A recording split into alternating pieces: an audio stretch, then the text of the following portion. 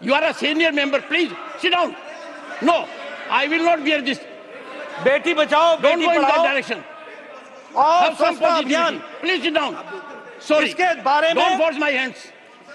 इसके बारे में जब लाल किले के प्राचीर से प्रधानमंत्री जी ने कहा, from the ramparts of Red Fort, जब कहा तो उस समय राजनीतिक लोगों ने कहा था ये बड़ा गैर राजनीतिक की क्या सस्ता की बात प्रधानमंत्री लाल किले से कर रहे हैं। कुछ लोगों ने मजाक उड़ाया था, कुछ लोगों ने हंसी उड़ाई थी, और बेटी बचाओ बेटी पढ़ाओ की बातचीत करते हुए प्रधानमंत्री जी ने कहा था कि हम लड़कों की चिंता करते हैं लेकिन हम लड़कियों के बारे में चिंता नहीं करते हैं, हमको उसके बारे में चिंता करनी चाहिए। इस पर भी बहुत कटाक्ष हुए थे। लेकिन आज मुझे आपको बताते हुए खुशी हो रही है कि sex ratio at birth level हम 19 पॉइंट बढ़ करके आगे आए हैं, 19 पॉइंट्स हम आगे बढ़े। उसी तरीके से gross enrolment in higher education has increased by 18%, 18% बढ़ गया है। उसी तरीके से फर्स्ट टाइम देश में सेक्स रेशियो टोटल पॉपुलेशन का out of 1000 male females are 1020 female का सेक्स रेशियो बढ़ गया। ये आज बेटी बचाओ बेटी पढ़ाओ का हम सबको ध्यान में आता है कि हम सबको उसका क्या फायदा मिला है। जहां तक स्वच्छ भारत का सवाल है, 11 साढ़े 11 करोड़ इज्जत घर बनाना, मैं यहां बोलना चाहता हूं 50 साल से ज्यादा अपराध किया आपने। हम लोग भी जब नेशनल हाईवे पर जाया करते थे तो झुंड की झुंड महिलाएं अपने दैनिक नित्य क्रम के लिए हाईवे से गुजरती हुई हम देखते थे। हम देखते थे कि वो सूर्यास्त और सूर्योदय का इंतजार करती थी क्योंकि उनको अपना दैनिक नित्य कर्म उससे पहले करना होता था। क्या स्थिति थी और संख्या क्या थी? 12 करोड़। कभी सोचा नहीं था, कभी समझा नहीं था कि ये कैसी समस्या है। समझते भी कैसे? अगर सिल्वर स्पून से के साथ पैदा होते हैं, वो क्या जाने गरीब का दर्द, वो समझते हैं तो प्रधानमंत्री मोदी जी समझते हैं कि गरीब का दर्द क्या होता और गरीब बहन की तकलीफ क्या होती। आज 12 करोड़ बहनों को इज्जत घर दिया गया है। 12 करोड़ बहनें जब हम बोलते हैं तो 12 करोड़ चिल्ड्रन भी साथ में जुड़ते हैं, 12 करोड़ फैमिलीज भी साथ में जुड़ती हैं। किस तरीके का उनके साथ बर्ताव होता था, क्या क्या उसके साइड इफेक्ट, बैड इफेक्ट्स होते थे, वो सब हम सबको मालूम है।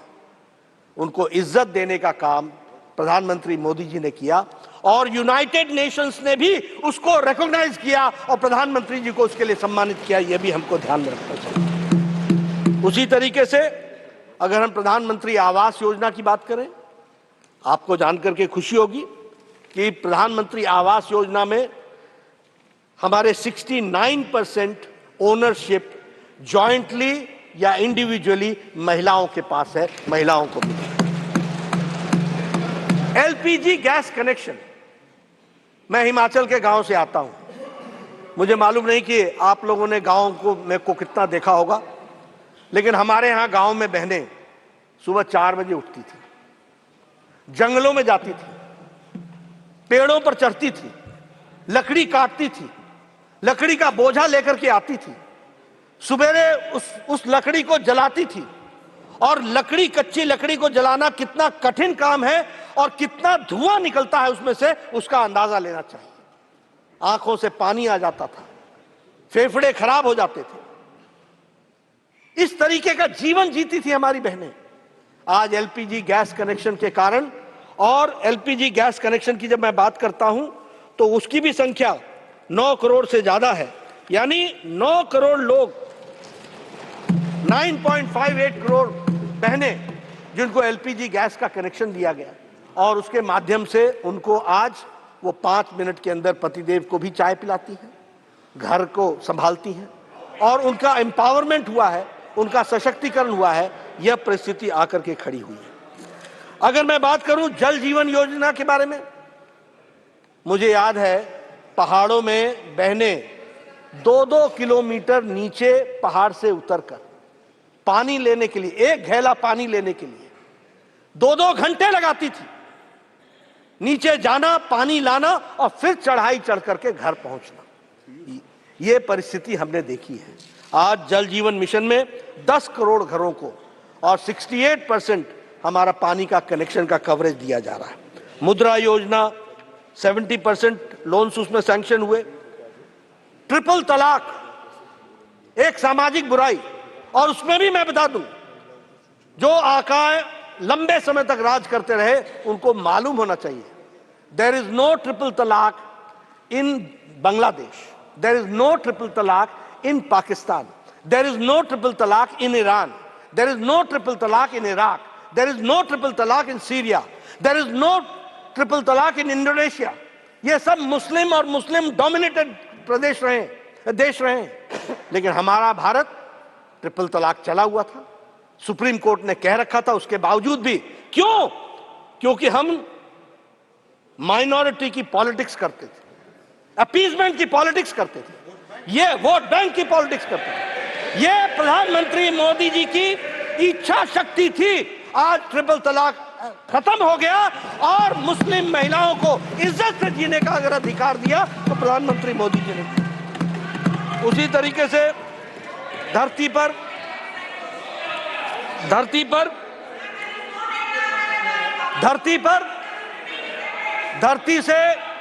धरती से चंद्रयान को साउथ पोल पर लैंड करने वाले स्थान को भी प्रधानमंत्री मोदी जी ने शिव शक्ति के नाम से पहचाना। वहां भी शक्ति महिलाओं को जोड़ने का और उसकी बात को कहा गया है। मैं इसके साथ साथ यह भी बोलना चाहूंगा, टाइम में से बोल रहे हैं,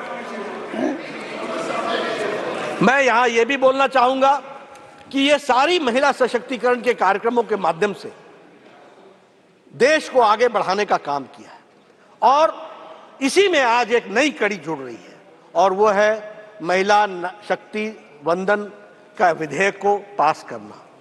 मैं सभी से तो अपील करूंगा ही, लेकिन इसके पहले कुछ और विषय भी मैं आपके सामने रखना चाहूंगा।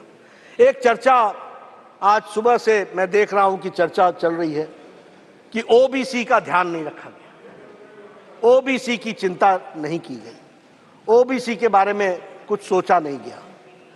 ठीक है, राजनीति में इस तरीके के वक्तव्य चलते हैं, और वक्तव्य चलते यहां तक पहुंच गया कि 70 सेक्रेटरी में 3 ही शायद ओबीसी।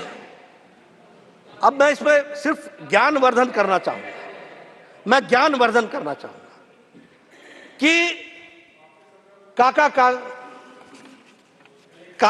कालेलकर की रिपोर्ट नेहरू जी के टाइम की कहां पड़ी हुई थी?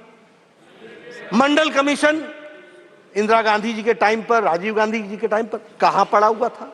क्या हुआ उसका? क्या कर पाए उसको? 1992 में सुप्रीम कोर्ट ने कहा कि आप सर्विसेज में ओबीसी को रिजर्वेशन दीजिए, और 1995-96 में एससी, एसटी और ओबीसी कैटेगरी सर्विसेज में जुड़ी और ऑल इंडिया सर्विसेज में जुड़ी। अब आप बताइए कि आज सेक्रेटरी के एम्पैनलमेंट का जो कट ऑफ ईयर है वो है 1992। जो सेक्रेटरीज हैं वो 1992 बैच के नीचे के लोग हैं, पहले के लोग हैं।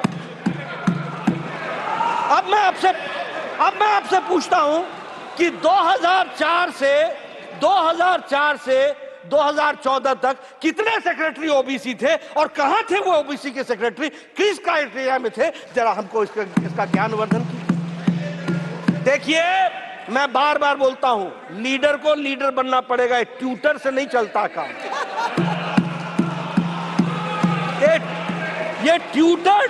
ये ट्यूटर्ड स्टेटमेंट से नहीं चलता है काम, और वह भी ट्यूटर अगर कोई लीडर हो तो भी समझ में आता है। ये एनजीओ को लेकर के आ जाते हो, जिन एनजीओ को जिनको आता न पता न सता, कोई चीज जानकारी नहीं, वो आपको समझाते हैं और आप बोल करके सोचो I was shocked and shattered and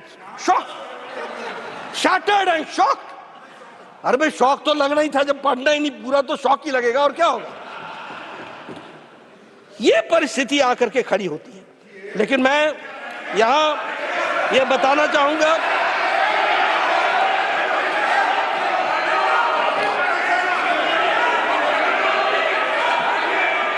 इस देश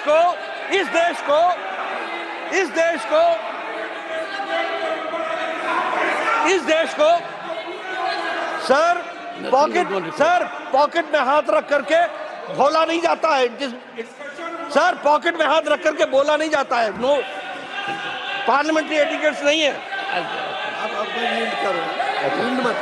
सर हाँ, ये भारत में, आजाद भारत में ओबीसी की बात करते हैं, ओबीसी की बात करते हैं।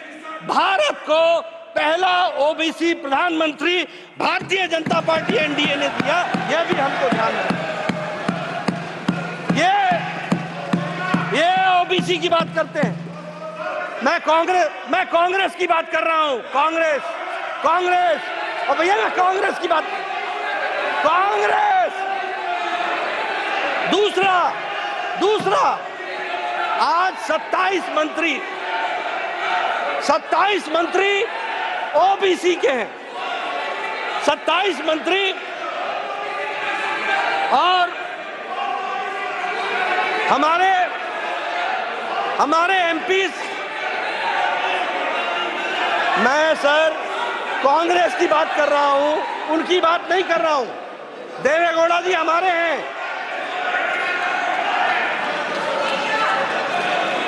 ओबीसी, मैं कांग्रेस की बात कर रहा हूं। Congress, I am not talking about Janata Dal. I am talking about Congress. That first Prime Minister has been given by NDA OBC, that is Narendra Modi by NDA. Never Congress has given. मैं OBC, मैं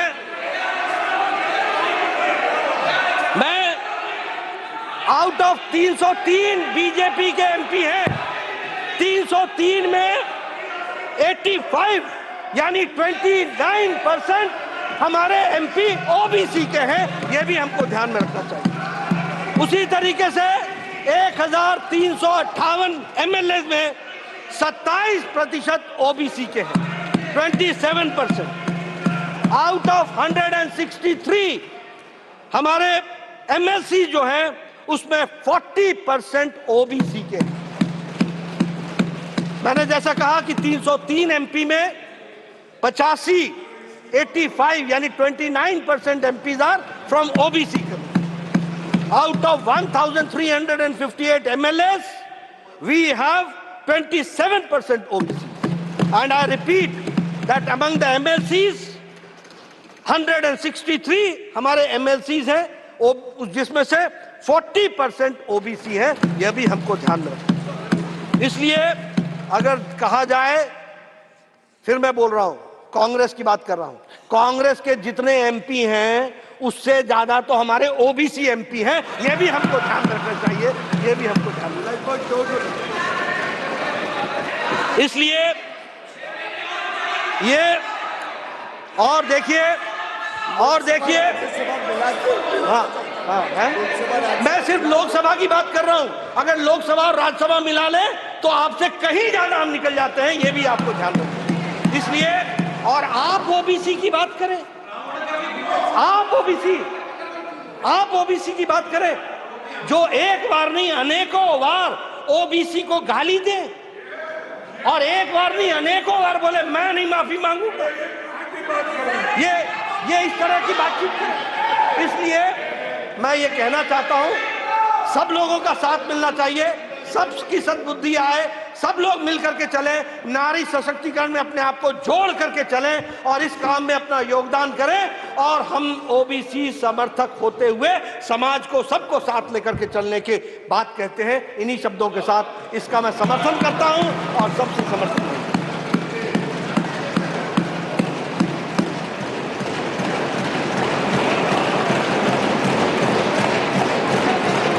सुश्री Dola Sen, audio. Ma'am 9 minutes। Thank you, Chairman sir, for allowing me to speak. नमस्कार, मैं हूं प्रतीक त्रिवेदी और इस वक्त राज्यसभा में बहस चलती हुई और जेपी नड्डा इस बहस पर जवाब दे रहे हैं। ओबीसी चर्चा में है और जाति है, आंकड़े हैं, तमाम बीच में महिला सेंटर पॉइंट है। इसको लेकर तमाम तरह की गणित और गणित के बीच में रिजर्वेशन पॉलिसीज पे, ओबीसी को लेकर, क्योंकि कल राहुल गांधी ने जब बोला लोकसभा में तो उन्होंने कहा कि कितने सचिव हैं टोटल ओबीसी का, उन्होंने एक आंकड़ा सचिवों का दिया, उसमें कहा कि इससे 3 जो हैं वो सचिव हैं। और उसी के बाद बहस आज जब राज्यसभा में इनिशिएट हुई तो वहां पे तमाम आंकड़े से बीच में रखे गए। हमारे साथ जो हमारे सहयोगी हैं वो मौजूद हैं। जसप्रीत जी बहुत बहुत शुक्रिया, thank you so much. Shalini बहुत बहुत शुक्रिया। और बातचीत के सिलसिले को आगे बढ़ाने के लिए जो हमारे साथ जो मेहमान मौजूद हैं, मैं उनसे भी आपका